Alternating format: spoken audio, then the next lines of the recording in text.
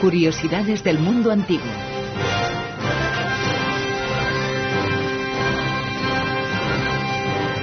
Cuando le dicen a su madre o a su padre de mayor quiero ser artista, le suelta un cachete ahora, ¿no?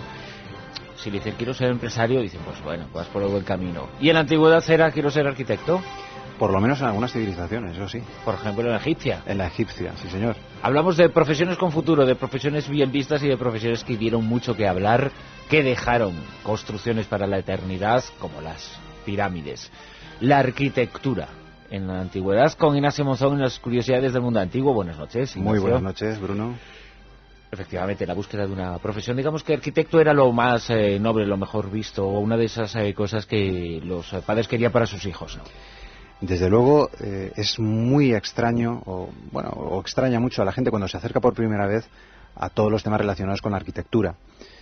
En la prehistoria el hombre vivía en cuevas, pero poco a poco empieza a salir, empieza a construir sus propias edificaciones. Cuando el hombre se hace sedentario ya puede construir en piedra o en materiales más grandes, pero sin embargo no conservamos nombres de arquitectos. Parece que no era tan importante, aparte de que no había muchas veces registros escritos, pero el concepto de autoría no existía o no se daba la misma importancia que se da ahora, que el artista prácticamente tiene ya su sello, sea de lo que sea, de un escritor, un cineasta, lo que sea. Sin embargo, en Egipto quizá incluso es donde empezamos a ver que la profesión de arquitecto, construir sobre todo en piedra, empieza a ser algo mágico.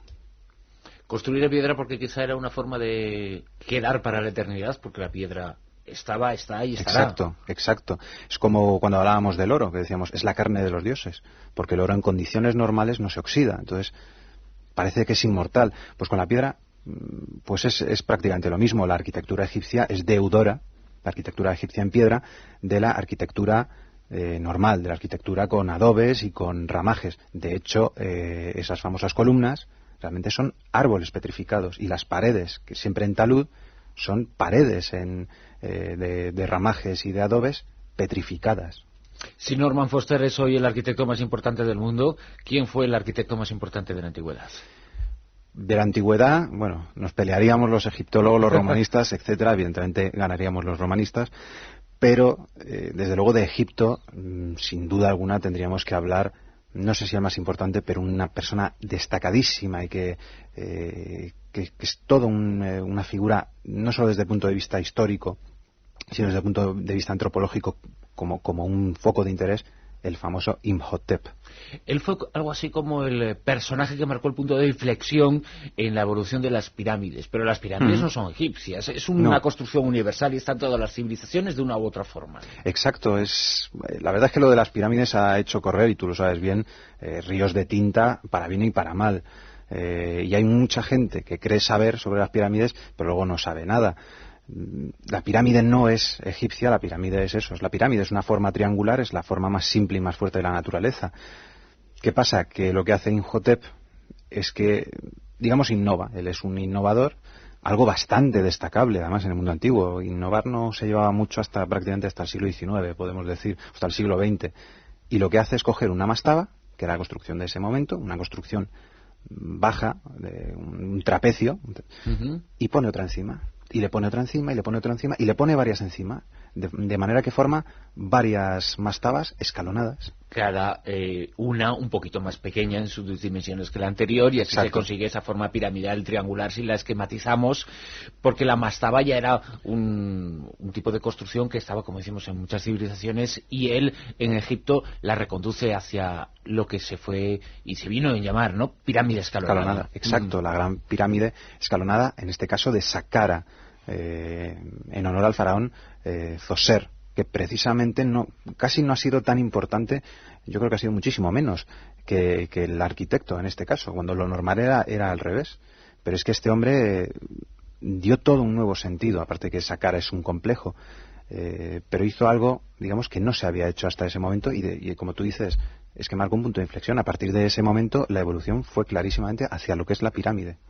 Incluso a Imhotep se le diviniza en cierto modo en el antiguo Egipto. Se llega a divinizar. En vida sabemos que gozó de mucho prestigio. No era solo un arquitecto como nosotros, ¿no? Llamamos un arquitecto para encargarle un proyecto. Era el visir, era la persona más poderosa de Egipto después del faraón. Sabemos que tenía muchos títulos, sumo sacerdote de Heliópolis. Es decir, era una persona con poder, era una persona con prestigio, era una persona que evidentemente tenía una cultura extraordinaria. Tener un solo libro en esa época debía ser como tener ahora pues un Mercedes o un chalet, yo qué sé. Pues algo extremadamente difícil y que seguramente no estaba al alcance del 90-95% de las personas. Él sí tenía muchísima cultura, sabía perfectamente lo que estaba haciendo.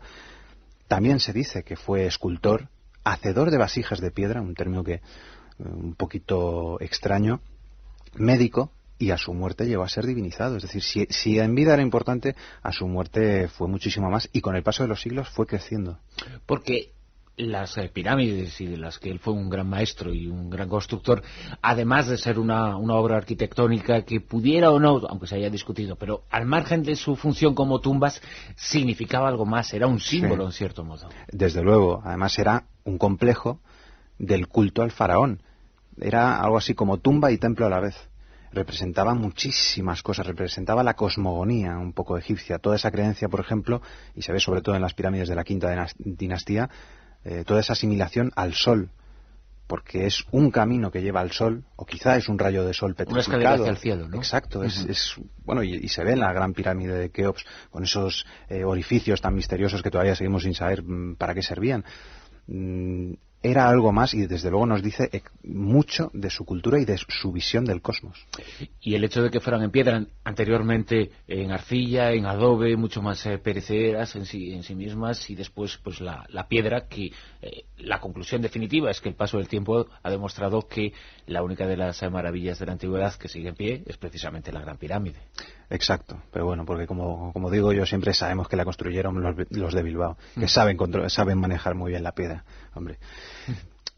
Es verdad que hablando en serio, sí, es la gran maravilla que queda en pie. También es una mole de piedra gigantesca. Estamos hablando de la Gran Pirámide de Keops, pues 146 metros de altura, 3 veces el Coliseo.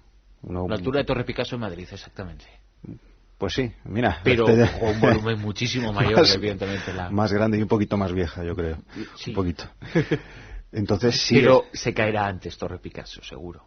Pues seguramente. Bueno, aunque desde luego la contaminación no está ayudando para nada a este tipo de monumentos, porque el humo de los tubos de escape, por ejemplo, crea un auténtico cáncer de la piedra. Lo hemos visto hace unos meses cuando un fragmento del Coliseo se ha venido abajo, simplemente porque se está pudriendo, entre comillas. Entonces, es verdad que son monumentos para la eternidad. También es verdad porque, como tumbas, si ese monumento, por ejemplo, es destruido, si la pirámide es destruida, probablemente el faraón en la otra vida también sea destruido.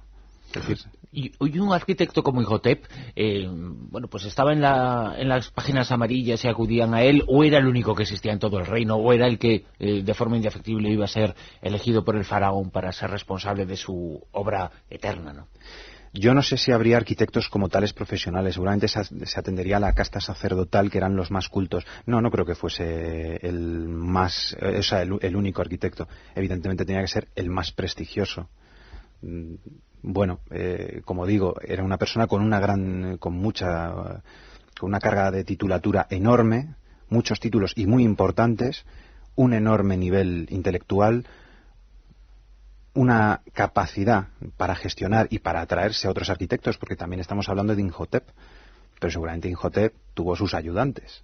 Es decir, es como cuando... ¿Él elegía a los voluntarios para colocar las piedras? No, pero él evidentemente tendría también sus sabios que le dirían, pues pon aquí esta piedra o tal. La verdad es que para Imhotep era muy fácil. Tenía un estudio de arquitectura, ¿no? Debía tener su estudio y sus montones de trabajadores que le ayudaban. Eso sin quitar que él pudiera ser genial y tener sus ocurrencias. Él seguramente también se encargaría de parte de los trabajos, tendría que supervisarlos, pues para ver cómo se iba levantando, los empujes, porque evidentemente una cosa es lo que viene en el plano, de lo que no tenemos absolutamente ningún resto, ni de planimetría, ni de cálculos, ni de nada parecido, y otra cosa es cómo se van haciendo los pesos, los empujes, que las piedras se quiebren, que los efectos de dilatación y contracción hagan más difícil todo eso. Y que por dentro hay cosas, y evidentemente todo eso obliga a que la construcción esté perfectamente equilibrada para que claro, el resultado final sea la eternidad, ¿no? Sí, es evidentemente muy complejo. Sabemos que también tuvieron sus fallos, como también tuvieron los romanos, y se les caían las cosas de vez en cuando. Lo que pasa es que tener un fallo en esa época pues podía ser francamente peor que tenerlo actualmente. Actualmente se puede llevar a alguien a la cárcel si se muestra negligencia, pero ahí lo mismo, sin ni siquiera negligencia, pues... Ahí lo hacían subir al cielo, a él también. Sí, pero a patadas. Ignacio Monzón, muchísimas gracias una vez más por compartir estos minutos con nosotros y por acercarnos a la profesión por excelencia en parte del mundo antiguo, por lo menos en el antiguo Egipto. Muchísimas gracias, Bruno. Los arquitectos, gracias.